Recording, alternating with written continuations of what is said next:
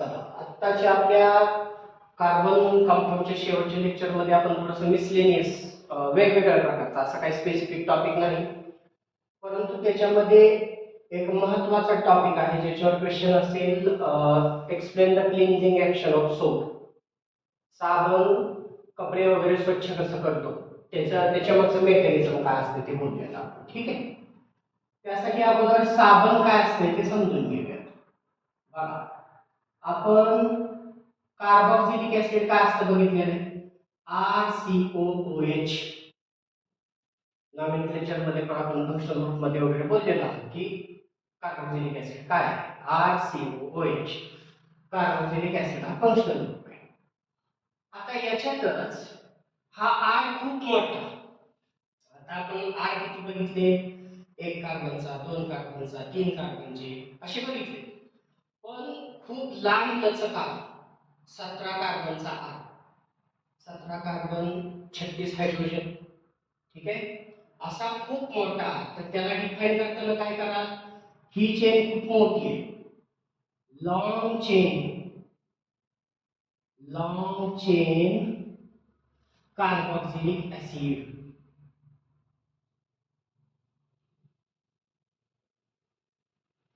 हा भाग खूप लांब लक्षात आला असेल तुमच्या. आणि नुसतं कार्बोक्सिलिक ऍसिड नाही तर त्याचा सोडियम और पोटॅशियम सॉल्ट म्हणजे काय, कार्बोक्सिलिक ऍसिड मध्ये असं असतं बघा, ह्याला परत ड्रॉ करतो मी खाली, RC डबल बॉन्ड OOH, इथं असतं O मायनस आणि H प्लस. ऍसिड आहे म्हणजे तो काय प्रोड्यूस करेल, H प्लस आयन्स. ठीक, तर तसा हा असतो. आणि O मायनस असतो, तर हा H प्लसच्या जागेला कोण येतो, सोडियम किंवा पोटॅशियम येतो. आणि मग काय होईल, H प्लस बाहेर निघून गेला आणि इथं चिकटला Na प्लस और K प्लस. हा झाला साबण. हा साबणाचा फॉर्म्युला आहे. तर त्याची डेफिनेशन कशी दिली आपण, ओरिजिनली हे कोण होतं, लॉंग चेन कार्बोक्सिलिक ऍसिड होतं. त्या कार्बोक्सिलिक ऍसिड मधल्या H प्लसच्या जागेला Na प्लस किंवा K प्लस आला, तर मग आता डेफिनेशन काय झाली, सोडियम और potassium salt of long chain carboxylic acid. ठीक आहे, आता याच्यात कसं असतं, पोटॅशियम असेल तर तो आंघोळीचा साबण असतो, सोडियम असेल तर तो कपड्याचा साबण असतो.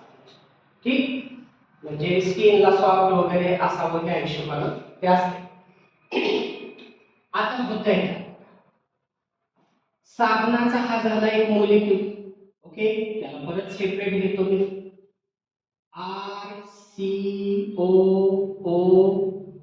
मायनस Na प्लस किंवा K प्लस काहीतरी आपल्याला पाहिजे. ठीक आहे, आता या टोकाला दोन पोल्स तयार आहेत, पोल्स आहेत त्याच्यात काय, मायनस आणि प्लस. तर ह्या मॉलिक्यूलच्या ह्या टोकाला काय म्हणणार आपण, पोलर एंड. आणि इकडे मात्र प्लस मायनस काय नाही, याला म्हणणार नॉन पोलर एंड. ठीक, आता बघा, आयर्न कंपाऊंड्स मध्ये तुम्ही बघितलेलं आहे केमिस्ट्री मध्ये प्रिन्सिपल काय असतं, लाईक डिसॉल्व्स लाईक. म्हणजे जो तो त्याच्यासारख्या ज्याच्या त्याच्या सारखं नेचर ज्याचं असतं त्याच्यातच डिसॉल्व्ह होतं. आयनिक कंपाऊंड्स मध्ये आयन्स असतात तर ते पोलर सॉल्व्हेंट मध्ये डिसॉल्व्ह होतात. पोलर म्हणजे असं सॉल्व्हेंट की त्याच्यात पण प्लस मायनस आहे. आयनिक कंपाऊंड मध्ये प्लस मायनस असतं, तर ते ज्या म्हणजे जे सॉल्व्हेंट असेल की ज्याच्यात पण प्लस मायनस आहे तशाच सॉल्व्हेंट मध्ये ते डिसॉल्व्ह होतात. आणि जे कंपाऊंड्स नॉन पोलर असतात त्यांच्यात प्लस मायनस काय नसतं, म्हणजे थोडक्यात आपण म्हणूया ते कोव्हॅलेंट असतात. तर कोव्हॅलेंट कंपाऊंड सुद्धा कोव्हॅलेंट अशा नेचरच्या सॉल्व्हेंट मध्येच डिसॉल्व्ह होतात. त्यालाच काय म्हणतो वापरलं इथं, लाईक डिसॉल्व्स लाईक. जो तो ज्याच्या त्याच्या सारख्यातच डिसॉल्व्ह होतो. ठीक आहे, मग काय डिसॉल्व्ह होतो, आयोनिक जे असतात कंपाऊंड्स ते वॉटर मध्ये डिसॉल्व्ह होतात आणि नॉन आयोनिक किंवा कोव्हॅलंट जे असतात किंवा ऑर्गॅनिक जे कंपाऊंड्स असतात ते ऑर्गॅनिक सॉल्व्हंट मध्येच डिझॉल्व्ह होतात. त्याचं डेली लाईफ मधलं एक्झाम्पल काय आहे? कधी कपड्यांना आपल्या डांबराचा वगैरे डाग पडला तर बघा तो पाण्याला निघत नाही का? तर डांबर कसला आहे? ऑर्गॅनिक कंपाऊंड आहे. ठीक आहे. तर तो रॉकेलनं वगैरे पेट्रोलनं वगैरे लगेच निघतो का? रॉकेल पेट्रोल काय ऑर्गॅनिक सॉल्व्हंट आहे. म्हणजे ऑर्गॅनिक कंपाऊंड ऑर्गॅनिक सॉल्व्हंट मध्ये डिझॉल्व्ह झाला आणि तो डाग जो आहे तो निघाला. ठीक आहे. मग इथं काय होतंय? जे पोलर एंड असतात आताच बघितलं तुम्ही आयनिक म्हणजेच पोलर कशात डिझॉल्व्ह होतं? वॉटर. तर हे एंड जे असतं ते पाण्यात डिझॉल्व्ह होणारं असतं. त्याला शब्द आहे इथं हायड्रोफिलिक. हायड्रोचा अर्थ असतं पाणी आणि फिलिकचा अर्थ असतं आवरणं. ज्याला पाणी आवरते म्हणजेच वॉटर सोल्युबल. Water soluble. आणि हे जे नॉन पोलर असते ते मात्र पाण्याला भिते. त्याला शब्द काय आहे? हायड्रोफोबिक. पाण्याला भिते म्हणजेच वॉटर इनसोल्युबल आहे ते लक्षात घ्या. आणि मग आपल्या पुस्तकामध्ये ते चित्र कसं दिलंय बघा. हे जे म्हटलंय वॉटर सोल्युबल हा सोपचा मॉलिक्यूल दाखवलाय. इथं गोल दाखवलाय आणि इकडे शेपूट दाखवलाय. Head and tail. तर हेड जे आहे ते दाखवलंय वॉटर सोल्युबल आणि टेल जे आहे ते आहे वॉटर इनसोल्युबल. मग वॉटर इनसोल्युबल आहे म्हणजेच काय आहे? ऑइल सोल्युबल आहे. एकदम लहानशी गोष्ट समजून घ्या म्हणजे आपल्याला साबण काम कसा करतो ते कळेल. हे क्लिअर झालं. साबणाचं हेड जे आहे ते हे आहे आणि ही जी आहे ती टेल आहे. ठीक आहे. एकच मिनिट. ओके. आता बघा काय आता समजा हा जो आहे आपला कपडा आहे आणि त्याच्यावर ही बसलेली घाण किंवा मळ आहे. त्याला काय म्हणतात आपण? डर्ट ऑर मक. ठीक. आता ज्या वेळेस आपण आपल्या मळलेल्या कपड्यांना साबण लावतो त्यावेळेस हे साबणाचे मोलिक्यूल जे असतात ते ह्या मळाच्या पार्टिकलच्या बाजूला एका विशिष्ट पद्धतीने अरेंज होतात. विशिष्ट कसे? आपल्याला माहिती आहे साबणाच्या मोलिक्यूलची शेपटी ऑइल सोल्युबल आहे आणि बऱ्याच वेळा मळ जो असतो तो तेलकटच असतो. ठीक आहे. एकदम न निघणारा आपला कॉलर घाण झाले, इथं हँडकफ्स घाण झाले, ह्या तेलकट असतं ती सगळी घाण कपड्यावर असते. मग साबणाचा जो तेलाला अट्रॅक्ट होणारा एंड आहे त्याला आपण इथं टेल म्हणतो. ती इकडं होते. मग हा मॉलिक्यूल इकडं, हा मॉलिक्यूल इकडं, हा मॉलिक्यूल इकडं असं करून सगळे मॉलिक्यूल साबणाचे ह्या घाण असलेल्या पार्टिकलच्या किंवा घाणीच्या मळाच्या पार्टिकलच्या बाजूला वळवतात आणि त्याला आता हे सोल्युबल आहे, हे ऑइली तर हे एकमेकाला अट्रॅक्ट करतात आणि याला उपसून काढतात. ते स्टेप बाय स्टेप चित्र आपल्या पुस्तकात दाखवलेलं आहे. लक्षात घ्या. आपण या चित्राविषयी बोलू. ठीक आहे. हे जी खास प्रकारची अरेंजमेंट झालेली आहे सगळ्या सोपच्या मॉलिक्यूलच्या टेलनी मध्ये काय पकडलाय तर मळ पकडलाय. ठीक आहे. अशा प्रकारच्या खास स्ट्रक्चरला, अशा प्रकारच्या खास डिझाईनला शब्द वापरतोय आपण मिसेल और मायसेल्स. साबणाचे काय तयार होतात त्याच्या मायसेल्स. आणि इथं दिसतंय हा मळ आहे आणि मग याच्याकडे सुद्धा लक्ष द्या. निम्म निळं निम्म पांढरं दाखवलंय तर ते काय आहे? निम्म निळं निम्म पांढरं. निळं जे शेपूट आहे ते हायड्रोफिलिक आहे आणि पांढरं जे आहे ते हायड्रोफोबिक आहे. आता ऍक्च्युली ते निळ्याला डोकं म्हटलंय आपण आणि पांढऱ्याला टेल म्हटलंय. आणि ते स्टेप बाय स्टेप हे मळाच्या पार्टिकलला उपसून काढतायत आणि मळाच्या पार्टिकलला सगळ्या बाजूनी सोपच्या पार्टिकलनी धरलं की बनलेल्या स्ट्रक्चरलाच नाव दिलं आपण मायसेल्स. ठीक आहे. This is the cleansing action of soap. त्यासाठी अगोदर हे साबणाच्या मॉलिक्युलचं डिटेल थोडंसं जे स्ट्रक्चर आहे ते समजलं पाहिजे. ठीक, आता होत आहे काय बघा, आता होत आहे काय. आता आपलं टायटल काय होतं बघा टॉपिकचं, सोप्स अँड डिटर्जंट्स. तर सोप विषयी तर आपण बोलतो, आता डिटर्जंट विषयी बोलायला पाहिजे. पण ह्या दोघांमध्ये काहीतरी रिलेशन आहे काय, आणि तोच आपला क्वेश्चन आहे. हार्ड वॉटरमध्ये साबणाने धुतलेले कपडे निघत नाहीत किंवा साबणाचा फेस होत नाही, असं का? ठीक आहे, आणि त्याच्या मागचा रिझन आपल्याला ह्या टॉपिक मध्ये सापडणार आहे. ठीक, आता होतं काय परत एकदा नीट लक्षात घ्या. आधी ह्याच्याविषयी हार्ड वॉटर काय असतं किंवा हार्ड वॉटर सॉफ्ट वॉटर काय आहे. तर त्याचं साधं सिंपल गोष्ट सांगायची झाली तर ज्याच्यात साबणाचा फेस होतो तो सॉफ्ट वॉटर आहे, आणि ज्याच्यामध्ये मोठ्या प्रमाणात सॉल्ट्स डिझॉल्व झालेले असतात अशा पाण्यात साबणाचा फेस होत नाही, अशा पाण्याला आपण हार्ड वॉटर म्हणतो, जनरली बोरवेलचं पाणी. ठीक आहे, आता हार्ड वॉटर हार्ड कोणामुळे होतं तर खास करून बाकीचे हे असतात, पण खास करून हे दोघं जास्त असतात.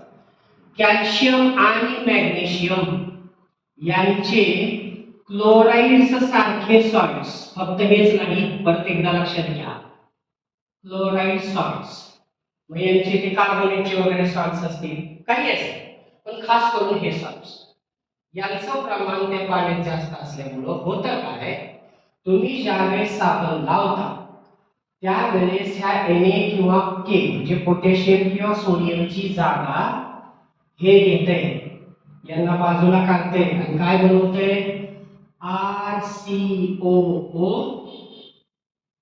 आणि Ca किंवा मॅग्नेशियम त्याच्या जागी जाऊन बसेल. अर्थात याची व्हॅलन्स 1 आहे, याची 2 असते, याची पण 2 असते, तर याचे 2 मॉलिक्युल्स होतील. ठीक आहे, आणि हे जे काय बनलेलं असते हे इनसोल्युबल इन वॉटर असते, वॉटर इनसोल्युबल, आणि त्याच्यामुळं हे फेसच होऊ देत नाही. म्हणजे साबणाची ऍक्शन ऍक्च्युअली अशी होणार होती तर त्या साबणाचे ऍक्शन करणाऱ्या एंडलाच काय केलेले ब्लॉक करून टाकले, आणि हे जे पाण्याने इनसोल्युबल सबस्टन्स तयार होते त्याला म्हणतात स्कम, एक प्रकारची प्रेसिपिटेट असते. ठीक आहे, आणि त्यामुळे साबणाचा फेस होत नाही. मग तुम्ही काय कराल, साबण लावाल तर साबण कोणाबरोबर रिएक्शन करत बसेल, कॅल्शियम आणि मॅग्नेशियम बरोबरच रिएक्शन करेल, आणि खूप साबण लावल्यानंतर त्या पाण्याचे कॅल्शियम मॅग्नेशियम याच्याबरोबर अशा प्रकारे स्कम बनवून कधीतरी संपतील, आणि तिथून पुढं ते पाणी सॉफ्ट होईल, म्हणजे त्याच्यात ह्याचं प्रमाण काय झालं, कमी झालं, आणि तिथून पुढे फेस व्हायला सुरुवात होईल. पण एवढ्या सगळ्या प्रोसेस मध्ये खूप साबण वाया गेलेला असेल. याच्यावर उपाय म्हणून आपण काय शोधला, डिटर्जंट. डिटर्जंट काय असतं बघा, sodium salt of sulphonic acid. Sulphonic acid काय असतं, RSO3H, आपले H2SO4 बघा, अजून एक H आणि अजून एक बोलावलं की H2SO4. H2SO4 सारखाच ऍसिड आहे हा, तो सल्फ्युरिक आहे, हा सल्फोनिक आहे. इकडे परत R आहे का, ठीक आहे, त्याचा सोडियम सॉल्ट म्हणजे डिटर्जंट असते, किंवा अमोनियम सॉल्ट विथ क्लोराइड किंवा ब्रोमाइड आयन्स बरोबर तो असतो डिटर्जंट. ठीक, आता डिटर्जंट ज्यावेळेस लावतो त्यावेळेस तो असा त्या पाण्यातल्या कॅल्शियम मॅग्नेशियम बरोबर स्कम बनवत नाही, म्हणजेच तो अशा प्रकारचं वॉटर इनसोल्युबल कुठलाही मटेरियल बनवत नाही, तो डायरेक्ट मळावर हल्ला करतो, आणि हार्ड वॉटर मध्ये सुद्धा तो पाण्याला सॉफ्ट करतो, पाण्याला कपड्यांना स्वच्छ करतो, आणि त्यामुळे आपण म्हणतोय की जे काम हार्ड वॉटर मध्ये साबण करू शकत नाही ते काम कोण करणार आहे, डिटर्जंट करणार आहे. ओके, हा एक आपला जनरल टॉपिक होता, महत्वाचा टॉपिक आहे, याच्यावर क्वेश्चन्स असणार आहे. याच्यानंतर आपण काय करूया, आता हा टॉपिक संपला, आपला ऑलमोस्ट 4 चॅप्टर संपला, पण काही महत्वाचे जिथं इलेक्ट्रॉन डॉट स्ट्रक्चर आहेत किंवा थोडेसे नॉमेनक्लेचरचे अशा काही मध्ये बॉक्स मध्ये विचारलेले क्वेश्चन्स आहेत ते पण टॉपिक आपण याला जोडून थोडेसे डिस्कस करूया. ठीक आहे, ओके. आता आपण आतापर्यंत जे काही चॅप्टर मध्ये बघितलं त्याच्यावर बेस्ड काही क्वेश्चन्स आहेत एका बॉक्स मध्ये. सीबीएसईच्या पुस्तकात पेज नंबर 68 आणि 69 वरच्या बॉक्स मध्ये क्वेश्चन्स. ठीक आहे, पण ते एसएससी साठी सुद्धा तेवढेच कामाला येणारे आहे. पहिला प्रश्न काय आहे बघा. How many structural isomers can be drawn for pentane. Structural isomer काय असतात आपण सकाळी बघितले. विसरले असाल तर चला मी ब्युटेनचे कारण दाखवतो. बघा ब्युटेन सकाळी बघितलं, सॉरी अगोदर बघितले आपण, आता आपण बघूया. 1 2 3 4 बोललोय आपण काय करायचं असतं नेहमी कार्बनचं स्केलेटन ड्रॉ करायचं आणि बाकीचे राहिलेले हायड्रोजन. आणि दुसरी पॉसिबिलिटी काय आहे, 3 सरळ आणि 1 खाली, बाकीचे हायड्रोजन. मोजाल तर काय लक्षात येईल, हा पण C4H10च आहे आणि हा पण C4H10च आहे. याचा अर्थ दोन्ही ब्युटेनच आहेत पण स्ट्रक्चर वेगळं आहे, त्यालाच म्हणतात स्ट्रक्चरल आयसोमर्स. आता प्रश्न आहे, असेच स्ट्रक्चरल आयसोमर जे मी ब्युटेनला काढले ते पेंटेनला काढता येतील का आणि ते किती काढता येतील असा तो प्रश्न. ठीक आहे, चला बघूयात मग काय करता येते. पेंटेन आहे तर 5 कार्बन असतील. चला 5 पहिलं स्ट्रक्चर झालं, 5च्या 5 स्ट्रेट चेन. आता दुसरं काय करूयात, 5 पैकी एक जो आहे तो इकडे खाली आहे. ठीक आहे, काय स्ट्रक्चर होईल बघा ते 1 2 3 4 आणि एक जो आहे तो इथं 2 नंबर. कारण तुम्ही जर ह्यालाच खाली लावा, हा इथं निसता, तर अशी चेन बनून ती परत सरळ स्ट्रेट चेनच पडेल, ती ब्रांच असणार नाही. त्यामुळे याला काढून इथं चिटकाव, हा निघाला आणि बाकीचे सगळे हायड्रोजन लावून द्या. ओके, हा एक झाला. अजून काय पॉसिबिलिटी आहे, आता काय करा, इकडचा एक आहे तो काढून इथं लावा. काय स्ट्रक्चर मिळते, हा इकडचा काढला इथं लावला तर हे सरळ रेषेत किती झाले, 3. 1 2 3 वर एक कार्बन आणि खाली एक कार्बन. राहिलेले सगळे हायड्रोजन लावून टाका. बघा आता अजून ह्याच्यापेक्षा काही वेगळं बनणार नाही. स्ट्रेट चेन जो असतो त्याला म्हणतात एन पेंटेन. एक ब्रांच असतो त्याला म्हणतात आयसोपेंटेन. सगळे सरळ एकच ब्रांच आणि सगळे सरळ 2 ब्रांच म्हणजे जास्त ब्रांचिंग झालं तर त्याला म्हणतात निओपेंटेन. अर्थात नाव वगैरे कोणी विचारणार नाही पण ते तर अधिक चांगलं नाही. तर आपल्या प्रश्नाचं उत्तर आलं, पेंटेन साठी 3 स्ट्रक्चरल आयसोमर्स ड्रॉ करता येतील. ठीक आहे, दुसरा क्वेश्चन आहे, फॉर्म्युला सांगा आणि इलेक्ट्रॉन डॉट स्ट्रक्चर काढा. कोणाचं, सायक्लोपेंटेनचं. बघा आता इथं पेंटेन आहे म्हणजे नावावरून काय कळलं, या कंपाऊंड मध्ये या हायड्रोकार्बन मध्ये 5 कार्बन आहेत. पण ते सायक्लो लावले. सायक्लो कधी लावतात, ज्यावेळेस रिंग स्ट्रक्चर तयार होतं. ठीक आहे, म्हणजे आपल्याला 5 कार्बनची रिंग तयार करायची. कशी तयार होईल बघा, इथंच करूया म्हणजे कळेल तुम्हाला. एक कार्बन, दुसरा, तिसरा, या कोपऱ्यावर एक, या कोपऱ्यावर एक. झाला का पंचकोन तयार बघा पेंट्यावर. पण आता आपलं परत बघा ते माझी शक्ती म्हणते किती वेळा कामाला येते. स्ट्रक्चर बरोबर आहे का नाही हे बघायचं असेल तर प्रत्येक कार्बनला 4 बॉन्ड झालेत का बघायचे. आणि इथं पेंट म्हणून 5 ANE म्हणजे सगळेच्या सगळे बॉन्ड कशी पाहिजे, सिंगल.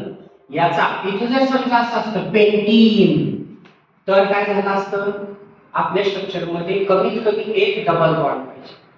ठीक आहे, पण इथं पेंटेन याचा अर्थ सगळे बॉन्ड सिंगल आहेत. आणि मग याचा मग राहिलेली जी व्हॅलन्सी कमी पडते ती कोण फुलफिल करेल, हायड्रोजन. चला ह्या कार्बनला किती बॉन्ड आहेत, 1 2, कमी किती पडले 2, म्हणजे इथं कोण आहे H. 1 2 कमी किती पडले 2 कोण असेल इथं H 1 2 कमी किती पडले 2 कोण H 1 2 कमी किती पडले 2 काय लावा 2 H 1 2 बॉन्ड आहेत कमी पडले 2 काय लावा H आणि मोजा मग आता कार्बन किती 5 C5 आणि हायड्रोजन 2 आणि 2 4 आणि 2 6 आणि 2 8 आणि 2 10 तर फॉर्म्युला काय झाला C5H हाच क्वेश्चन होता का बघा फॉर्म्युला सांगा पण आता इथं एक ट्रिकी क्वेश्चन आहे जरा फक्त स्ट्रक्चर ड्रॉ करा नाही म्हटलं बघा इथं खालच्या प्रश्नात आणि ह्या प्रश्नामध्ये काय फरक आहे इथं इलेक्ट्रॉन डॉट स्ट्रक्चर ड्रॉ करा म्हटले आणि इथं फक्त स्ट्रक्चर ड्रॉ करा म्हटले हे जे काढलं याला म्हणायचं मोलेक्युलर स्ट्रक्चर क्वेश्चन कडे अतिशय काळजीपूर्वक पाहायला पाहिजे फक्त स्ट्रक्चर ड्रॉ करा म्हटलं तर असं काढायचंय आणि जर इलेक्ट्रॉन डॉट काढा म्हटलं तर याचं चित्र वेगळं होईल आपण जे गोल गोल गोल गोल काढलं ते पण गोल गोल चित्र कसं पाहिजे त्याची आयडिया येण्यासाठी हे स्ट्रक्चर काढणं गरजेचंच आहे त्याशिवाय कळणार नाही कोणाला किती गोल आणि कोणाला किती बॉन्ड आहे सिंगल आहे डबल आहे सिंगल आहे तर सिंगल किती हे कळणार नाही चला आता या चित्रावर इलेक्ट्रॉन डॉट काढता येईल का बघा बरं येईल काय कराल साधी सिंपल गोष्ट आहे बघा आयडिया इथंच सांगतो या कार्बनचा एक गोल पण या कार्बन बरोबर बॉन्ड कोणाचा ह्या हायड्रोजनचा मग याचा एक गोल मग ह्या हायड्रोजनचा याचा एक गोल चाल नंतर ह्या कार्बन आणि ह्या कार्बन मध्ये बॉन्ड आहे म्हणजे या कार्बनचा आणि या कार्बनचा गोल एकमेकाला इंटरसेक्ट झाला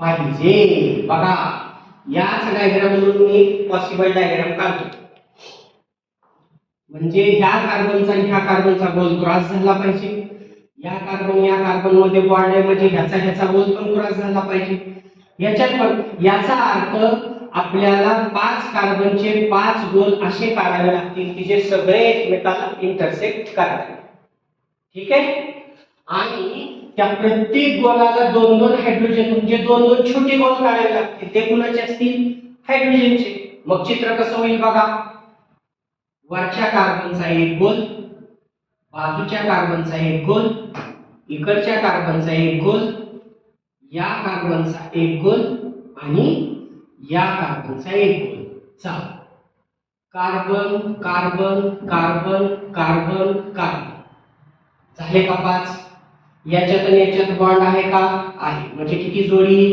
एक याच्यात आणि याच्यात बॉन्ड आहे एक जोडी याच्यात बॉन्ड आहे एक जोडी आधीच बघितले आपण कोव्हॅलंट बॉन्ड मध्ये सिंगल बॉन्डचा अर्थ आहे एक जोडी इलेक्ट्रॉन याच्यात आणि याच्यात एक जोडी याच्यात आणि याच्यात एक जोडी याच्यात आणि याच्यात एक जोडी झालं का सगळं बघा बरं कार्बन कार्बन कार्बन 5 कार्बन मध्ये सिंगल बॉन्ड ह्याच्यात सिंगल सिंगल सिंगल सिंगल आणि ह्याच्यात सिंगल आता राहिलं काय हायड्रोजन तिथं पण कसला बॉन्ड आहे सिंगल पण एका गोलाला किती 2 म्हणजे ह्या कार्बनला परत किती काढाल 2 छोटे गोल काळजी घ्यायची ह्या गोलचा आणि ह्या हायड्रोजनच्या ह्या गोलचा आणि ह्या कार्बनचा काही संबंध नाही ते चिकटू द्यायचं नाही क्रॉस होऊ द्यायचं नाही हे जे काही चाललंय ते पुन्हा चाललंय ह्या कार्बन मध्ये हायड्रोजन मध्ये चाललंय हा एक हायड्रोजन हा एक हायड्रोजन सिंगल बॉन्ड एक जोडी सिंगल बॉन्ड एक जोडी ह्याला पण 2 चला सिंगल बॉन्ड एक जोडी सिंगल बॉन्ड एक जोडी हे 2 गोल हायड्रोजनचे सुद्धा एकमेकाला क्रॉस होऊ द्यायचे नाही चला hydrogen hydrogen H H single bond एक जोडी सिंगल बॉन्ड एक जोडी H H द्यायचं राहील आपलं इथं H H H सिंगल जोडी सिंगल बॉन्ड आहे आणि याचे 2 hydrogen H H single bond म्हणजे डबल जोडी सॉरी सिंगल बॉन्ड म्हणजे एक जोडी हा आहे पेंटेनचे इलेक्ट्रॉन स्ट्रक्चर काय प्रॉब्लेम आहे का? असंच तुम्ही सायक्लोपेंटेनचं काढलंय, सायक्लोहेक्सेनचं काढू शकता. आणखी एक स्ट्रक्चर जे आपल्यासाठी महत्वाचं आहे ते आहे बेन्झीन. बेन्झीन बघून घ्या, लक्षात घ्या. काय आहे बेन्झीन? 6 कार्बन पण bond alternate single double single double. Benzene benzene आपल्यासाठी महत्वाची गोष्ट आहे. याचं जर इलेक्ट्रॉन डॉट काढावं म्हटलं तर काय करा? 6 कार्बनचे 6 गोल काढाल आणि बॉन्ड किती कमी पडतायत बघा. या कार्बनला 1 2 3 म्हणजे फक्त एकच बॉन्ड कमी पडतोय, तो H. इथं 1 2 3 एकच कमी पडतोय H. त्याचा अर्थ प्रत्येक कार्बनला एक, तर एक H. तर फॉर्म्युला काय होईल? C6H6.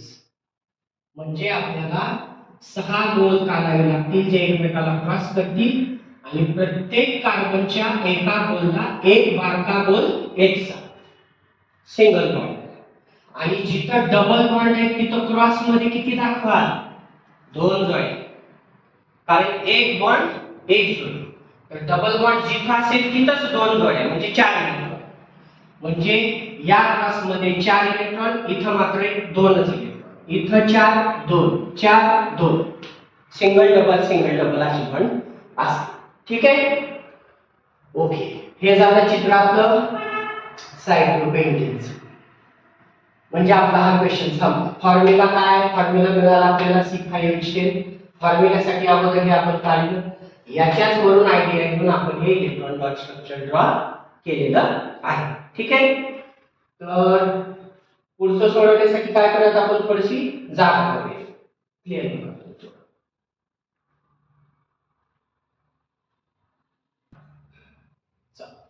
वरचा आपला प्रश्न सांग. आता खालचा ड्रॉ स्ट्रक्चर कुणाचं म्हटलंय पहा? Ethanoic acid. आता नावावर इथ आपण काय बघितलंय? इथ रूट नेम असले की कार्बन किती असतात? 2.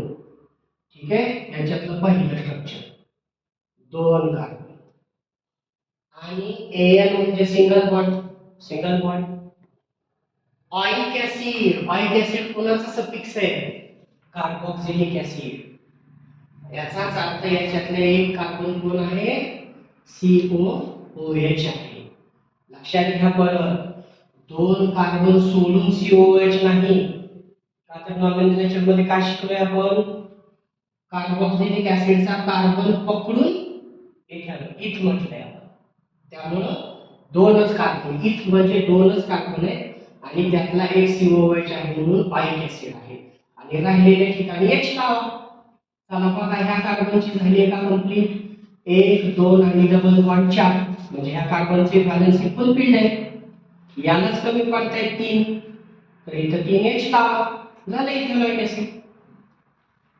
समजून घ्या. समजा इथं प्रोपेनॉइक ऍसिड आहे तर काय कराल बरं? प्रोपेनॉइक ऍसिड. प्रोप म्हणजे काय करा? 3 कार्बन काढा. आणि ऑइक ऍसिड आहे AN आहे. AN कधी असते? Single bond. Single bond. ऑइक acid म्हणजे कार्बोक्सिलिक. तर याला परत कार्बोक्सिलिक नाही लावणार.